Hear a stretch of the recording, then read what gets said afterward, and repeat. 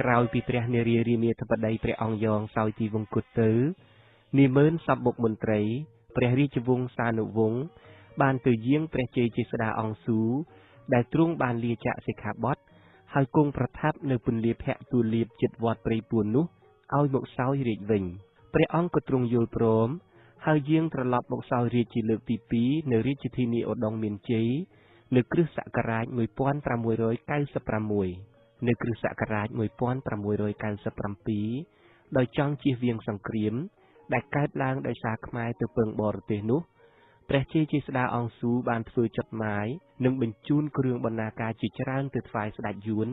ដើម្បីសុំឲ្យព្រះអង្គអ៊ឹមដែលជាព្រះរាជបុត្ររបស់ព្រះអង្គនុនដែលភៀសខ្លួនទៅជ្រកកោននឹងស្ដេចយួននោះឲ្យបានវិលត្រឡប់មកមាតុភូមិខ្លួនវិញព្រះចៅអាណាមកុកស្ដេចយួនក៏ទ្រង់យល់ព្រមពេលដែលព្រះអង្គអ៊ឹមវិលត្រឡប់មកពីស្រុកយួនវិញហើយព្រះជ័យជាស្ដាអង្គស៊ូទ្រង់សពព្រះរាជហឫទ័យណាស់ទ្រង់លើកព្រះអង្គអ៊ឹមនេះឲ្យជាសម្ដេចព្រះកែវ៉ាហើយទ្រង់លើកព្រះរាជបុត្រីព្រះអង្គព្រះនាមសម្ដេចព្រះមហាក្សត្រីថ្វាយជាព្រះរាជមហេសីថែមទៀតផងនៅឆ្នាំ1699មានមន្ត្រីម្នាក់ឈ្មោះអុកញ៉ានរេនអ៊ឹមជាកូនខ្មោចអុកញ៉ាមហាសេនាមិញជាមន្ត្រីទុច្ចរិតចូលចិត្តញុះញង់បំបែកបំបាក់ហើយមិនសូវកោតខ្លាចព្រះជាស្ដាស្ដេចផែនដីផងព្រះរាជាទ្រង់ស្ដីបន្ទោសទូមានព្រានប្រដៅកុំឲ្យប្រព្រឹត្តអាក្រក់តទៅទៀតមន្ត្រីរូបនោះនឹកខ្មាស់ពួកស្នំដែលដឹងរឿងខ្លួនក៏រកកលឧបាយក្បត់ធ្វើពុតជាឈឺថ្វាយត្រាលាងាពីរាជការហើយទៅធ្វើជំនួញដល់ស្រុកយួនរួចនិយាយញុះញង់មន្ត្រីយួនថាស្ដេចខ្មែរមិនប្រកបដោយធម៌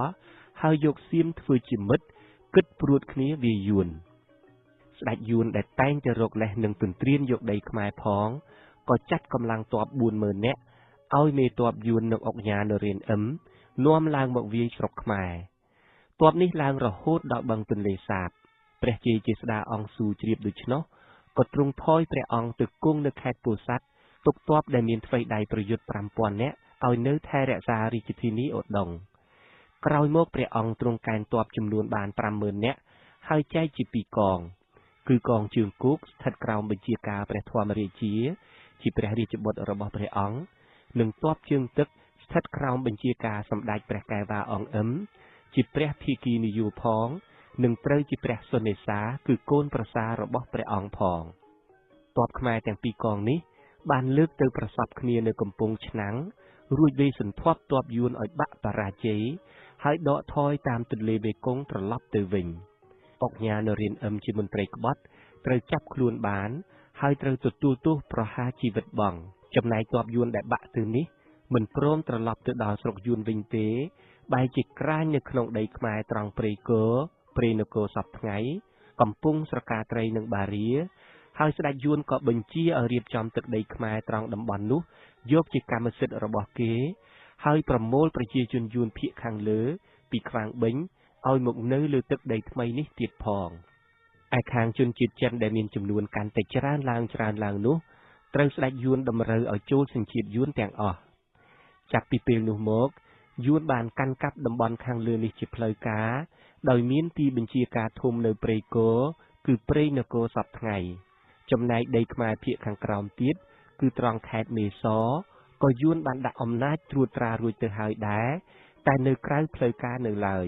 នៅឆ្នាំ1699ព្រះជ័យជាស្ដាអង្គស៊ូបានបញ្ចប់រាជលើកទី2របស់ព្រះអង្គដោយព្រះអង្គបានដាក់រាជហើយបង្វែររាជសម្បត្តិនេះថ្វាយទៅព្រះកែវ៉ាអង្គអ៊ឹមជាបុត្រប្រសាររបស់ព្រះអង្គដែលមានស្នាប្រហ័សបានវាយឈ្នះមេទ័ពយួនហើយចាប់បានទាំងនរេនអ៊ឹមដែលជាមន្ត្រីក្បត់ផងនោះ